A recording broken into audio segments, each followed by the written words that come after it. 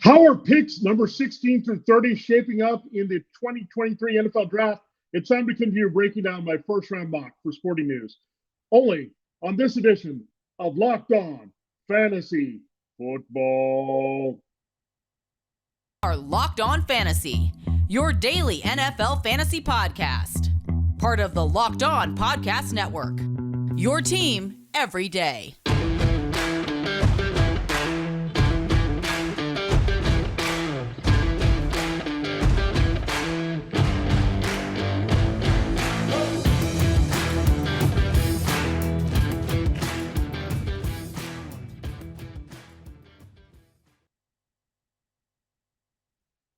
Greetings, everyone, and welcome to another edition of the Locked On Fantasy Football Podcast. As usual, I'm your host, Vinnie Iyer. When I'm not doing this, I'm writing about NFL and fantasy football for SportingNews.com. We will continue breaking down my latest first-round mock draft. We have been up to pick 30 minus one, with the Dolphins forfeiting their pick, and then we're still waiting on what happens with the Eagles and Chiefs to figure out the last two picks of the first round. But we broke down already picks 1 through 15 for you a couple shows ago. We were interrupted by the retirement of one GOAT himself, Tom Brady, so we had the analysis there. So if you missed the first round, first half mock analysis there, it's up there with looking at where Bryce Young and CJ Stroud are going in the draft, a lot of other good values at the skill positions, including at tight end and wide receiver. So that's a good start to the draft. We're going to continue looking at the first round. And we're going to have a lot more draft content on the way, look at the prospect rankings as we get the combine in there and all the all-star games in. So we'll talk more drafts and advanced scouting for Dynasty there for you in fantasy football. So just fun to take a little bit of a change of pace and break down the future stars in the NFL. We know rookies have been outstanding and dynamic here the past couple of years. We know Jamar Chase. And then last year, Chris Olave, Garrett Wilson, Breece Hall before he got hurt. So we do love the rookies coming in, and we want to make sure that we're on top of the guys that are the next generation players here. So a lot of fun to look at that. We will come back tomorrow, look at our free agent preview. We'll look at quarterbacks. That's the most interesting position outside of running back. So we'll do quarterbacks and then look at the running backs as well. Not a lot at wide receiver this year, so maybe be more comprehensive with those selections, but we'll do quarterbacks tomorrow, barring any big breaking news that affects fantasy football. Then we'll come back again, look at running backs and wide receivers early part of next week before turning our attention full to Super Bowl 57 and breaking down all things Eagles and Chiefs from a fantasy and betting perspective. Thanks again for making Locked On Fantasy Football your first listen day. We are free and available to you on all platforms. This episode of Locked On Fantasy Football is brought to you by PrizePicks. PrizePicks is daily fantasy made easy. You just pick 2 to 6 players, and they score more or less than their PrizePicks projection. You win up to 25 times your money on any entry. First-time users can receive a 100% instant deposit match of $100 with the promo code Locked On. That's PrizePicks.com, promo code Locked On. And big opportunity here with Super Bowl 57 to get in on the action with the Eagles and Chiefs, and we'll help you do that next week for sure.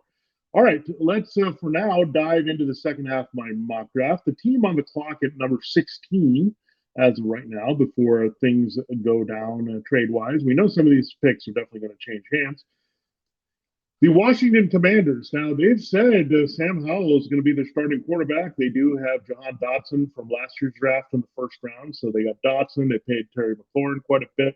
So I don't think they'll go in offensive skill direction. They also have Brian Robinson Jr. and running back. They're probably going to have a bigger role here with Antonio Gibson fading. But they need some linebacker help. They've got some free agency issues there, including Cole Holcomb, who was injured for a lot of this past year. So I'm looking at a Sewell. It's not Penang, who's the Lions offensive tackle, but his brother, Noah, plays at Oregon, and he's a very active linebacker. So IDP alert. This is a guy that can stuff the stat sheet. I know a couple years ago they took Jamin Davis out of Kentucky. He was a pretty decent playmaker, but I don't think he lived up to expectations in terms of where he was drafted. But Sewell, I think, can do that. He's just a natural guy in coverage, can get after it against the run, can do a lot of good things here. And you've got 2 linebackers still overseeing this defense in Ron Rivera and your coordinator, Jack Del Rio. So they're going to be interested if Sewell is the right value here. Again, this guy could be an IDP machine with the tackling and all that. So I'm excited to see what they do. The Commanders have a pretty good defense. And I think if Chase Young can be there, and we'll see what they do with Deron Payne in free agency. They got Jonathan Allen up front. But if they can improve their secondary, that would also be a target here that you look at number 16. But Commanders got to get a little bit better defensively. I think they're in okay shape offensively, actually, when you all things considered. And so again, Sam Howell looks like he'll be the starting quarterback here. At least get a shot early this season for Washington. All right, let's go to number 17. The Steelers already have their quarterback, Kenny Pickett. They got him in the first round last year. They also got a potential number one receiver in George Pickens, complementing Deontay Johnson well. They have Pat Freiermuth, Najee Harris. They used the first round pick on Harris. So they're loaded at the skill positions. What they're lacking, however, is offensive line play. Dan Moore Jr. was their left tackle. He wasn't very good at all last season. So they need to get Pickett a left tackle. And the guy that stands out, and he's been here all along as a top prospect, is Peter Skoronski out of Northwestern. Now, the one good thing is they have a recent good track record, the Wildcats, providing Rashawn Slater. He's been a lockdown left tackle for the Chargers. It's a little slightly different offense that he's coming from, but Skoronski was really a standout. It was a struggle for that offense in Evanston, but when you look overall, Skoronski was the bright spot. He really shut down some top pass rushers in college, so that's good. He played at a high level with the Big Ten, so I think they're going to look to put him or another tackle, maybe it's Broderick Jones of Georgia, right there in front of Pickett. They need to get better run blocking. They need to get better pass protection. So Harris and Pickett are the future of your offense. Take care of them. So this is an easy pick. Your best offensive tackle available probably is going to be the Steelers' target here.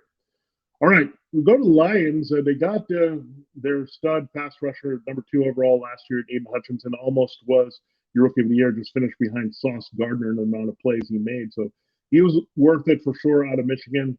Well, they can go a little bit down the road, not to Michigan, but a rival in Notre Dame. And Isaiah Foskey, the pass rusher, could also be good in their defense. Now, they need to rev things up a little bit away from Hutchinson so you can ease the double teams and you have someone who can be productive there. This Lions defense, I mean, if they look at a corner on the other side from Jeffrey Okudah and shore up some things there, they already have a pretty good linebacker, young guy, Malcolm Rodriguez.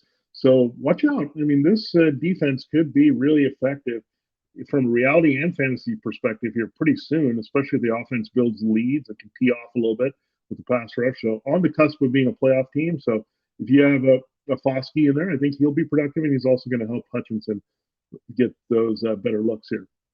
All right, let's go to 19. Let's stick with the pass rush theme for the Buccaneers. Now, this was kind of mocked up before we had the news on Tom Brady, so that's something to keep in mind, that they could be in play for Anthony Richardson. I would say he's the 4th quarterback on the board behind Bryce Young. We had Bryce Young going to the Texans, and C.J. Stroud going to the Colts, and Will Levis ended up with the Panthers here with Frank Wright. So, again, the Bucs should be in the market for a quarterback. Will they go the free agent route? There's Jacoby Brissett. There's Jimmy Garoppolo. They could trade for Derek Carr. There's things that we explored there. If they find their quarterback elsewhere, then they need some edge rush help. They had Anthony Nelson, Joe Tryon, Shanika there as their option. Shaquille Barrett was on the shelf. They moved on from Jason Pierre-Paul. They need a pass rusher here on the outside. They did a little bit of everything with some nice size for Todd Bowles. So Tyree Wilson of Texas Tech makes a lot of sense once Foskey's off the board here. He can line up in multiple spots here. Versatile guy. They can work him inside as well if they move on from Lamonte David in Tampa as a free agent. So something to look at there. So back-to-back pass rushers at 18 and 19. And our last pick in this part of the mock draft, number 20, the Seahawks want to bring back Geno Smith, but they also have to be real. I mean, Geno Smith, I don't know if he's a high upside quarterback. He was good enough to get them in the playoffs there. Some complementary play from the running game and special teams and all that. But is he going to carry a high ceiling, especially with him on the other side of 30? So I'm not sure about that. So maybe it's a good time to develop a quarterback behind him if they bring back Geno Smith for the short-term results. And that would be Anthony Richardson of Florida. So we talked about him as in being in play for the Bucs all of a sudden now. Makes sense for Tampa to look down to Gainesville. But they also did draft Kyle Trask out of a different offense. So they might pause a little bit and think about the quarterback later in the draft and think about Hendon Hooker. The Seahawks could do the same. But There's a potential for the Seahawks to sign Geno Smith to a reasonable short-term deal and also draft a quarterback here to groom. So Richardson, I love the athleticism, love the arms, got to get refined a little bit more. That's true, I think, a lot of these quarterbacks after looking at Young and Stroud. So I think there's a little bit more polish that needs to be one of these guys, including Will Levis before. He needs to just get better with his decision-making accuracy. That also plays for Richardson here, but the arm talent is off the charts good, and athleticism is great. So you just have to kind of harness that and put it all together here. And we will potentially see the Seahawks getting their true quarterback of the future as they continue to bridge it with Geno Smith potentially here in 2023. All right, there you have it. There's a look at the picks 16 through 20 in my latest mock draft for Sporting News. Again, a lot of mock drafts to come, a lot of look at the prospects to come, but that's where things stand right now as the Senior Bowl is going on there in Mobile, Alabama. So that's going to definitely affect a lot of stock, and we have an exciting announcement to make about that here as well for you on the show. So really, it is fantastic that we do on this show and all throughout the Lockdown Network have a new betting partner, and it's awesome that it's FanDuel Sportsbook doing the sponsoring here for the show. Why? Because they are the number one sportsbook in America. And if you're new to FanDuel, that's even better. They have so many great features that make betting on sports fun and easy, and it's going to be easy to bet during the Super Bowl there. It's the one app you need for your party with the number one sportsbook in FanDuel. You can download it now, the FanDuel app, so you can bet Super Bowl 57 with a no-sweat first bet. You'll get up to $3,000 back in bonus bets if your first bet doesn't win. FanDuel lets you bet on everything for the game, from the money line, the point spreads, to who will score a touchdown. A lot of good prop action there as well. We talked about the props. I mean, it's great with Patrick Mahomes and Jalen Hurts. I mean, maybe looking at those reverse props with the Patrick Mahomes rushing touchdown and Jalen Hurts passing touchdown. So all good kind of things that you can examine the game from a different perspective and get the best odds, and even combine some of these as well for a bigger payout. The FanDuel Sportsbook app is safe, secure, and super easy to use. Best of all, you can get paid your winnings instantly. That's great. You want to see what you won right away. Really, again, it could be easier. It's fun to get in on the bets. You can see everything clearly and really construct the wager that you would like for the big game. So join FanDuel today at FanDuel.com/lockdown to claim your no-sweat first bet on Super Bowl 57. That's FanDuel.com/lockdown. Make every moment more with FanDuel, official sportsbook partner of the NFL. All right, we told you there was an exciting announcement here about our draft coverage on the Lockdown Network. Lockdown is headed to the Senior Bowl. It's here, and it's coming up, the game, but the practices where we get the prospects up close, the north-south, working against each other, is where prospects' values are rising and falling through the week. Get inside analysis from the hosts that covered the NFL's Next Generation College and find out which NFL draft boards these players will be climbing all in one location. Subscribe to Locked On NFL Draft for nightly live shows. We've had those on Tuesday and Wednesday, so check out if you missed those. And we'll have another one tonight, Thursday, at 9 p.m. Eastern Time from Mobile and the Senior Bowl practices. All right, it is time to continue the show here on Locked On Fantasy Football, and we will look at picks 21 through 25 overall in my latest mock draft for Sporting News. Now, 21 is not really a pick, because it's the Dolphins on the clock. They have forfeited their draft pick with all that Stephen Ross, Tom Brady stuff. So Dolphins are kind of out of luck, and we'll just make the side commentary here that Tua Tagovailoa, recovering from those concussions, they don't really have a lot of options here. They could make an aggressive move for Lamar Jackson, but they don't have this pick to make that move, so they're handcuffed there. And they have Teddy Bridgewater going to free agency. So Dolphins, after this playoff season they had breakthrough with Mike McDaniel, they're going to be a bit handcuffed not having this first-round pick. So we'll see if they trade back in a different way to get some help here. But no one right now on the way for the Dolphins here to help after they've scored some pretty nice first-round picks the last 2 years, including Jalen Waddle. So tough situation. And they, of course, converted one last year to Tyreek Hill. So really, Dolphins are back in this situation where they're going to need more veteran help than rookie help in 2023. We talk about Broderick Jones, the potential for the Steelers at 17. Well, the Chargers could look at him here at 22. They do have some right tackle issues. Trey Pipkins is going to be heading into free agency. Rashawn Slater will come back to play left tackle.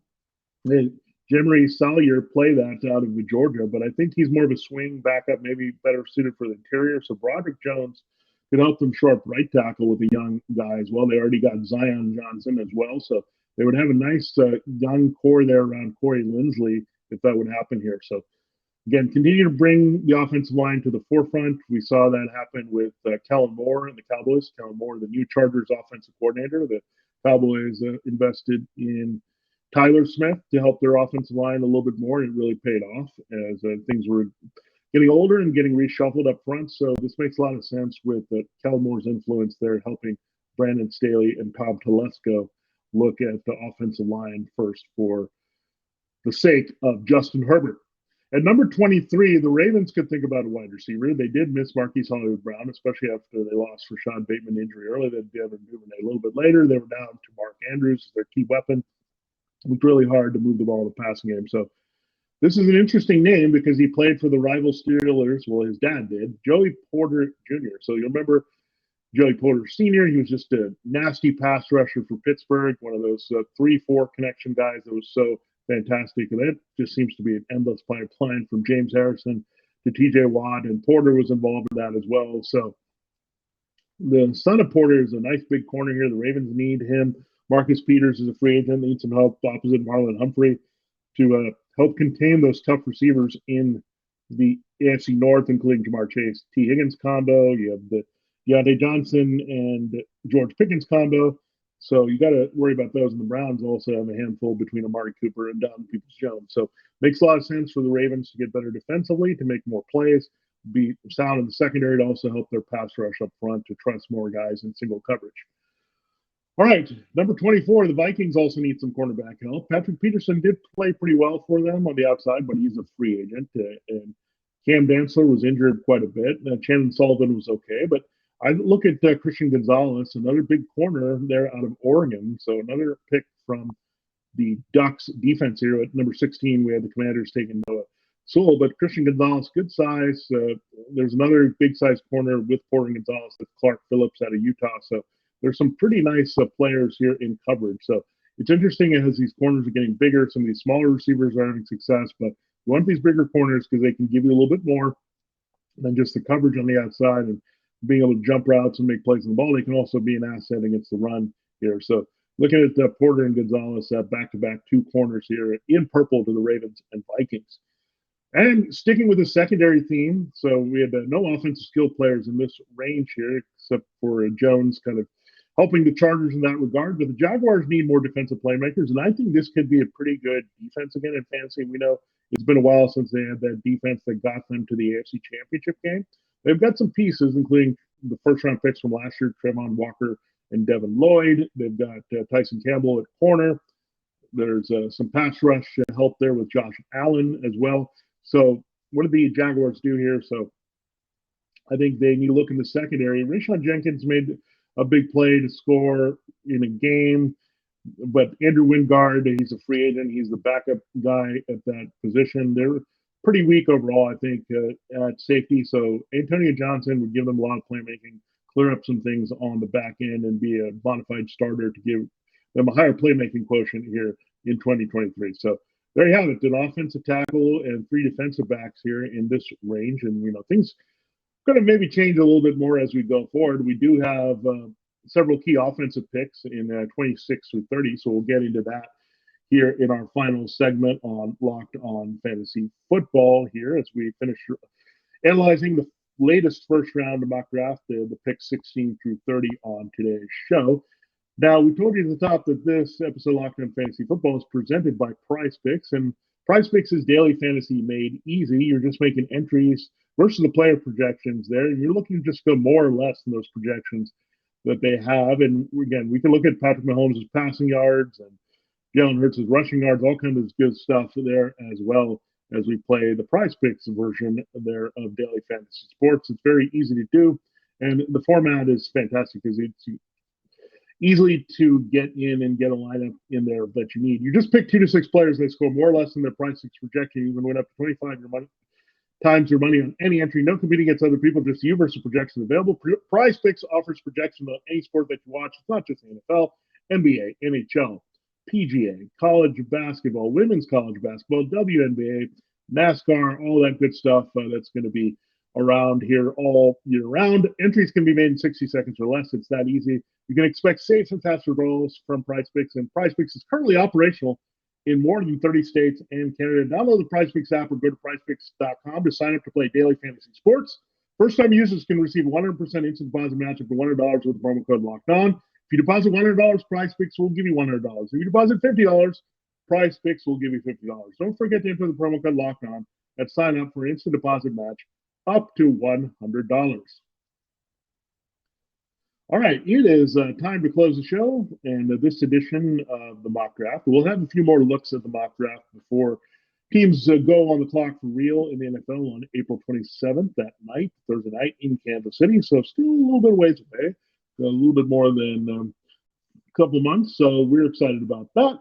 So let's dive right in now to the end of this mock draft that I have up. And we had a change. The last pick in this segment was belonging to the Broncos from the 49ers. Now that has been moved to the Saints in the Sean Payton deal. So we'll get to that in a moment. But first, let's look at the 26th for the Giants. Made the playoffs here with Daniel Jones. They are looking at bringing back Saquon Barkley in the backfield, but they need wide receiver help here. Daniel Jones, I think that's key.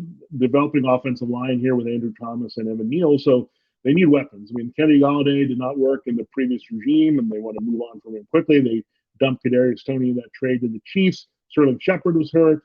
Darius Slade and Richie James, that's not going to be their combination. They're both free agents as well as Shepard here in 2023. So definitely need a wide receiver. They might keep Isaiah Hodgins because he had some good chemistry with Jones. And I think they'll also build around Daniel Bellinger, a little bit of tight end, but they need some help here. Kayshon Boutte of LSU. We know LSU receivers have been money in the draft, including at the highest level, Jamar Chase and Justin Jefferson. We've also had some flashes from Terrace Marshall Jr. So this offense, this program has been pretty good with wide receivers. So Kayshon Boutte with the Giants, I think he would automatically operate as their number one. We know the Giants have a bit of history with a certain receiver from LSU. That's Odell Beckham Jr., and he was big time right away. So if Boutte ends up on a team such as the Giants where they need a clear number one, he's going to potentially put up the numbers we saw from Garrett Wilson, Chris Olave, Jamar Chase. It's a potential there. When you're a starting receiver and can immediately go to the top of the team's pecking order, you're in a good spot here. So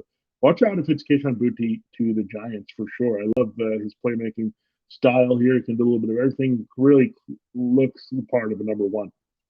And number 27, the Cowboys are picking right behind them. Now, the Cowboys have said they're going to bring back Ezekiel Elliott. I'm not sure why. He's aging and he's slowing down. I think there's a little bit of sentimental value attached to Jerry Jones because Elliott was a first-round pick.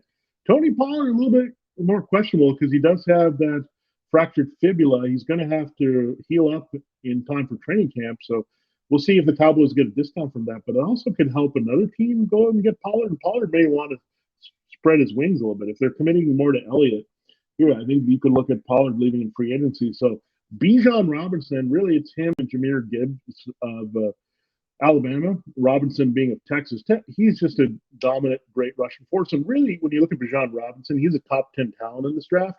Just say you just don't take running backs early. We know that. So the Cowboys, however, have a history of taking running backs early in the draft. See Ezekiel Elliott, see Felix Jones. There's just something that Jerry Jones likes about that. He got into Elliott pretty quickly when he was breaking on Ohio State. And Felix Jones, of course, had the connection to Arkansas where Jerry Jones played. And you had Jimmy Johnson. So all that was there. But Bijan Robinson right there in Austin, you know the Cowboys have paid attention to this kid. They could bring back Elliott as kind of the backup change of pace, not sign Pollard, and then have Robinson be their lead back. They could easily develop here for the Cowboys. So something to watch out. And Mike McCarthy's taking over the play calling. We told it about Kellen Moore now as the Chargers offense coordinator, all about Justin Herbert. Well, Mike McCarthy might be a little bit more about the running game to take pressure off Dak Prescott here. They opened up the offense, had some explosive numbers under Moore, but McCarthy apparently wanted to go in a little bit different direction. Moore found a really good spot there. So I think it was a mutual decision. McCarthy wanted to take control of the offense here. He was a play caller before with the 49ers and Saints and Packers. So he's used to that a little bit, and maybe two different offensive philosophies there. So that could change things up, and Bijan Robinson could be a big part of what the Cowboys do next year. They could also look at Jahmyr Gibbs, and some of these other teams will, including the team right behind them at number 28. But if Robinson goes to the Cowboys, wherever he goes in the first round, he's going to have a feature-like role and definitely going to be a high fantasy football draft pick there easily in 2023. At number 28, the Bills could think that way. Devin Singletary is a free agent. They did have James Cook, however, look pretty good here as a rookie, so they could just look for a complimentary power back to him versus investing high in running back here. But Osiris Torrance would help the running backs. He's another player on the Florida's offense, so this is the second guy after Richardson. Torrance is a very good interior run blocker. They need some help here. They did not get great play from Ryder Southfold, Ryan Bates, around their veteran center, Mitch Morse here. So Osiris Torrance definitely has a lot of appeal there out of Florida to help the Bills in that offensive line. The Bengals are going to need a safety here. We have Jesse Bates about to leave in free agency. He's a very good run stopper, can make plays against the pass. Von Bell, pretty good overall safety. They're both free agents here. So either way, the Bengals are going to be short of safety. They need a plug-and-play guy. Jordan Battle of Alabama provides that. So once Antonio Johnson's off the board, I think it's pretty close between Battle and Johnson, who's the best safety in this draft. But when you look at the Bengals, I think they have to go in that direction for sure. And finally, the last pick here of this 1 through 30 mock draft, as we did the second half today, and we'll still wait for what happens with the Chiefs and Eagles, and we know how 31-32 play out. The Saints now on this pick again from the Sean Payton trade. Nolan Smith, I'm going with them. They could look at a quarterback as well. Richardson is in play for this team. So look at the Saints, a Richardson candidate as well. Then you look elsewhere in the draft, and then you look at the Buccaneers at 19. So the Seahawks get them in the sweet spot in between. There's another team trade back in there. We'll see. But the Saints, for now, going to go get defensive help. Marcus Davenport is a free agent. Cameron Jordan getting a little bit older. Nolan Smith on that national championship defense of Georgia was hurt this year, but he was on there as a key contributor the year before when they had all those studs, including Jordan Davis and Nakobe Dean, playing up front for the Georgia Bulldogs. So Nolan Smith here is a good pick. Again, they'll probably move on from Marcus Davenport, not great in production there as they try to replace what Trey Hendrickson gave them. So I think Nolan Smith can do that to scheme versatile here, can also help Demario Davis on the second level, as well as being a good complementary pass rusher to Jordan again, who's going to have to be replaced as their number one guy on the edge as a future Hall of Famer coming off defensive end. All right, there you have it. There's a breakdown of picks 16 through 30 in my latest first-round mock draft for Sporting News, and how it all fits into fantasy football. It's all related because we're all looking at rookies, and these guys can have a big impact depending on how they're taken to change the fortunes of a lot of teams. So looking forward to that for sure, and we'll talk a lot more draft as we go forward. And check out all that good Senior Bowl coverage here on the Locked On Network. Thanks for making Locked On Fantasy Football your first listen every day. Subscribe to Locked On NFL Podcast and get daily conversations with the biggest NFL stories, plus in-depth analysis of the biggest games with NFL key predictions. That'll come every Friday. That'll be ahead of next week in the Super Bowl. And Monday, we have our insiders cover the weekend with all the important stories, including the game-to-game episodes. Locked On NFL, available on YouTube and wherever you get your podcasts. For Locked On Fantasy Football, this has been Vinnie Iyer. Have a great rest of your Thursday, and we'll come back tomorrow looking at the free agent class quarterbacks for 2023.